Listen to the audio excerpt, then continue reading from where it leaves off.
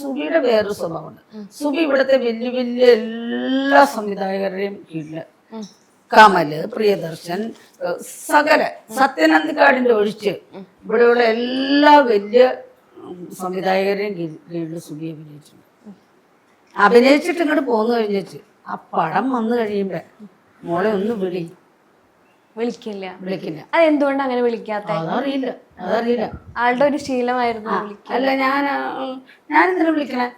അവരെന്നെ വിളിച്ചു, അവർക്ക് ഇഷ്ടപ്പെട്ടായിരിക്കും. എല്ലാവരുടെയും പടത്തിൽ എല്ലാ വലിയ എല്ലാവരുടെയും വലിയ ഇതിൽ അവിടെ ഇന്ന് വരെ ഒരാളെ തിരിച്ചു വിളിച്ച ആ പടം ഞാൻ കണ്ടു, നല്ലതായിരുന്നു പറഞ്ഞിട്ടില്ല. പിന്നെ അവര് വീണ്ടും ഒരു ഇത് വരൂലല്ലോ. പിന്നെ ഞാനൊരു ഇതിൽ ചെന്നപ്പോ ഒരു ഈ പാറമട ഇതുണ്ട്, ഉപ്പുമുളകിന്റെ സിറ്റി, അവിടെ ഒരു പടം വന്നു. മുകേഷും ഒക്കെ ആയിരുന്നു അതിൻ്റെ അകത്ത് ആർട്ടിസ്റ്റുകൾ. അവിടെ ചെന്ന് കഴിഞ്ഞപ്പോഴത്തേക്കും ഒരു പ്രൊഡക്ഷൻ എക്സിക്യൂട്ടീവ് വന്നേച്ച് എന്നോട് പറയാണ്, 12 പടമായി ഞാൻ, അതായത് അവരെഴുതി വെക്കണത് സുബി സുബി സുബി എന്ന് പറഞ്ഞാണ്. പക്ഷെ ഇന്ന് വരെ ഞാൻ സുബിയെ കണ്ടിട്ടില്ല. അതായത് ഈ ഇതിലൊക്കെ പല കളികളുണ്ട്, പ്രൊഡക്ഷൻ എക്സിക്യൂട്ടീവിന്റെ ഒക്കെ കളികളുണ്ട്. അപ്പൊ അവര് സുബി സുബി എന്ന് പറഞ്ഞാണ് എഴുതി വെക്കുന്നത്. പക്ഷെ ആൾക്ക് ഇതുവരെ കോളൊന്നും വന്നിട്ടില്ല. ഇല്ല, നമുക്ക് കോളൊന്നും വന്നിട്ടില്ല. എന്നിട്ട് ഇപ്പോഴാണ് ഞാൻ സുബി ഒന്ന് കാണുന്നത്. 12 പടത്തിന് ഞാൻ അസിസ്റ്റന്റ് ചെയ്തിട്ട് ഇത് വന്നു പറയാം. അതെന്തുകൊണ്ടായിരിക്കും മനഃപൂർവ്വം വിളിക്കാത്തതാണ്?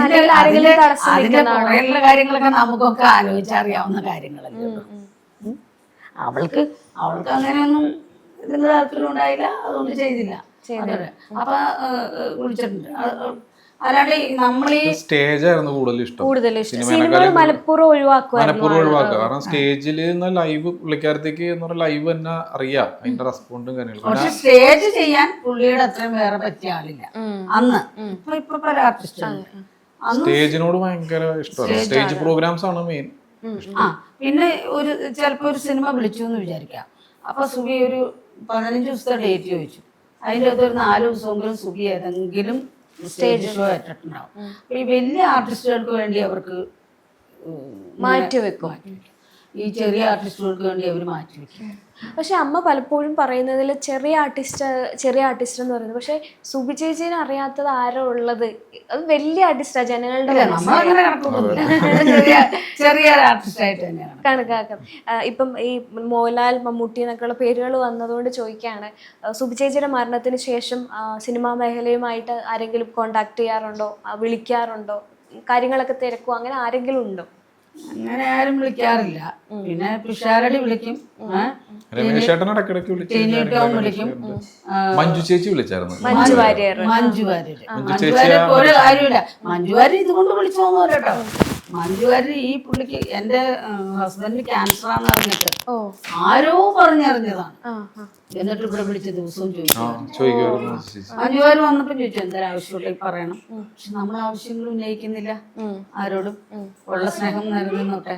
എന്നിട്ട് മഞ്ജു വാര്യർ, പി രാജീവ് മന്ത്രി ഇവിടെ വന്നു. ഇവിടെ നിറച്ച് പോലീസുകാരും MLA ഒക്കെ ആയിരുന്നു. എന്ത് ആവശ്യമുണ്ടെങ്കിലും പറയണം. വിളിക്കുമായിരുന്നു. നമ്മൾ വിളിച്ചിട്ടില്ല. വിളിക്കേണ്ട ആവശ്യം വരുമായിരിക്കും, അത് അന്നേരം വിളിച്ചാ പോരെ. ആരെയും വിളിക്കില്ല. അതൊരു സുബി ചേച്ചി ഉള്ളപ്പോഴും ഇപ്പൊ അമ്മ സംസാരിക്കുന്നത് എനിക്ക് മനസ്സിലായത് ആരോടും സഹായം ചോദിക്കാൻ താല്പര്യമില്ല തന്നെയാണ്. അതെ, സുബിയെ ഞാൻ പഠിപ്പിച്ചത് അങ്ങനെയാണ്. അതുകൊണ്ടാണ് സുബി ഗൾഫിൽ പോയിട്ട് വന്നിട്ട് സുബി കാശ് മേടിക്കാത്ത ഒരു സാധനം. ഒരു പ്രാവശ്യം ഗൾഫിൽ പോയി വന്നവരുടെ വീട്ടില് പെട്ടിക്കണക്കിന് സാധനങ്ങളാണ് വന്നെ. അവിടുത്തെ സ്പോൺസേഴ്സ് ഒക്കെ ഉണ്ട്. സുബി പോയിട്ട് സുബി കാശ് കൊടുത്ത് മേടിക്കാത്ത ഒരു സാധനം കൊണ്ടുവരില്ല. സ്വന്തമായിട്ട് പൈസ കൊണ്ടെങ്കിൽ വാങ്ങിക്കും, ഇല്ല കൊണ്ടുവരില്ല. വാങ്ങി പർച്ചേസ് ഒക്കെ ഭയങ്കര ഇഷ്ടമാണ്. അവിടെ നല്ല സാധനങ്ങളൊക്കെ കിട്ടും. ഈ പറഞ്ഞവരൊക്കെ കീറി പാൻറ്റും ഒക്കെ കിട്ടണമെങ്കിൽ അവിടെ നിന്ന് കിട്ടും. അല്ലാണ്ട് ഒരു സാധനം അവള് ആരോടും മേടിക്കല്ലേ. അതുകൊണ്ട് തന്നെ അഭിമാനിയായിരുന്നു ഭയങ്കര. അല്ല, അത് ചിലരുണ്ട് അങ്ങനെ. ഞാൻ പറയാം, തസ്നീഖാൻ 42 വർഷവും കണ്ടായി സിനിമയിൽ വന്നിട്ട്. ഇപ്പോഴാണ് 22 ലക്ഷം രൂപയ്ക്ക് ഒരു വീട് മേടിച്ചത് കാരണം അല്ലാത്തവർ ഒരു പടത്തിൽ അഭിനയിച്ചിട്ട് കോടികൾ ഉണ്ടാക്കിയ ആൾക്കാർ ഇവിടെ ഉണ്ട്. പക്ഷെ അത് അങ്ങനെ അല്ല, അതാണ് നല്ലത്. നമുക്ക് ഇപ്പോൾ ആളുടെ മുമ്പിൽ ഞെളിഞ്ഞു വെക്കാലോ.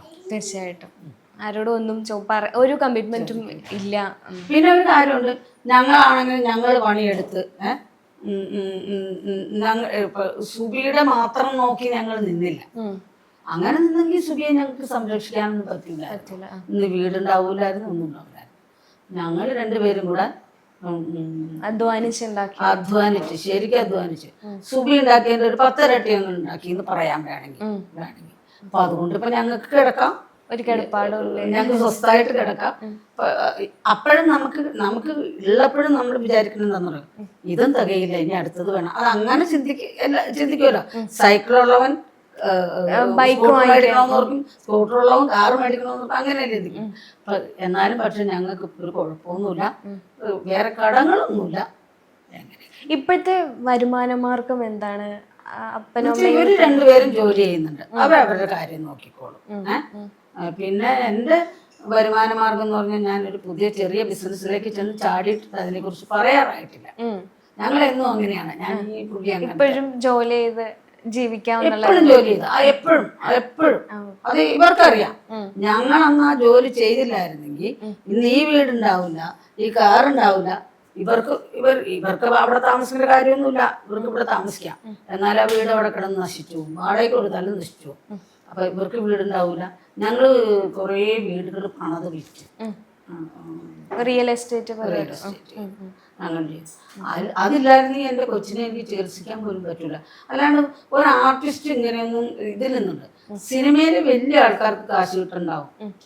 ട്രാൻസ്പ്ലാന്റിന്റെ ഇതൊക്കെ വന്നപ്പോൾ ഞാൻ പറഞ്ഞു ഞങ്ങളുടെ വീട് വിൽക്കാം, ഞങ്ങളുടെ വീട് വിറ്റാൽ മതി, ഒരു കുഴപ്പമില്ല, നമ്മൾ ടെൻഷൻ അടിക്കണ്ട. ഇവര് ടെൻഷനായിട്ട് ഇരിക്കണ അല്ല, അതിനെ കുറിച്ചൊന്നും എനിക്ക് ടെൻഷനില്ല. ഞാൻ ഇതിലും വലിയ ഇതിന്ന് ഞാൻ കരകയറി വന്നതാണ്. വാടക വീട്ടിൽ നിന്ന് വന്നാണ്, വാടക വീട്ടിൽ നിന്ന് വന്നപ്പോൾ അത് നമുക്ക് ഇനിയും ചെയ്യാം, കുഴപ്പമില്ല. അപ്പൊ ട്രാൻസ്പ്ലാന്റിന്റെ ഇത് വന്നപ്പോ ഇവരും പറഞ്ഞു നമുക്ക് വേണമെങ്കിൽ ആ വീട് വെക്കാം, വേണമെങ്കിൽ ഈ വീടും വെക്കാം. പക്ഷെ ഞങ്ങള് സുബി പോയി കഴിഞ്ഞപ്പോ ഞങ്ങൾക്ക് ഈ വീടിന് 10.5 ലക്ഷം രൂപ കടം വന്നു, ലോൺ അടച്ചു തീർക്കാണ്ട്. കാറിന് 7.5 ലക്ഷം രൂപ ഉണ്ടായി. അപ്പൊ ഞങ്ങള് ഈ റിയൽ എസ്റ്റേറ്റ് ചെയ്തതിന്റെ ബാക്കി ഒരു 5 സെന്റ് സ്ഥലമില്ല, ഹൈവേ കിടക്കണ്ടായി. 8 ലക്ഷം രൂപ പറഞ്ഞ സ്ഥലമായിരുന്നു. ഞങ്ങളത് 5.5 ലക്ഷം രൂപയ്ക്ക് കൊടുത്തു. കാരണം നമ്മൾ ഒരു മാസം അടച്ചില്ലെങ്കിൽ ICICക്കാർ ഇവിടെ വന്ന് നിൽക്കും. അപ്പം സുബിയുടെ വീടാണെന്നൊന്നും ഓർക്കില്ല. കടങ്ങളൊന്നും ഇല്ലാതെ സ്വസ്ഥമായിട്ട് ജീവിക്കാണ്. അപ്പൊ ഞങ്ങൾക്ക് വരുമാനങ്ങളൊന്നും ഇനി വരുമാനങ്ങൾ ഉണ്ടാക്കിക്കോളാം. അതിന് ഞാൻ ഇപ്പൊ ആൾക്കാർ പറഞ്ഞ മമ്മൂട്ടിയുടെയും മോഹൻലാലിന്റെയും ഒന്നും അടുത്ത് പോയി ചോദിക്കേണ്ട ആവശ്യമില്ല. അതിന്റെ ആവശ്യം എന്തായിരിക്കണം? Ultra modern kitchen devices. ഒരു കിച്ചണിൽ വേണ്ട എല്ലാ ലേറ്റസ്റ്റ് ബ്രാൻഡുകളും ഇവിടെയുണ്ട്. ലോകോത്തര ബ്രാൻഡുകൾ, original products, wide range. MyG future. WhatsApp വഴി ഇംഗ്ലീഷ് പഠിക്കാൻ ഇംഗ്ലീഷ് കഫേ ഉള്ളപ്പോൾ ഇംഗ്ലീഷ് ഒരു വിഷയമേ അല്ല. English cafe, we present you the perfect English. WhatsApp now 9633 888 575.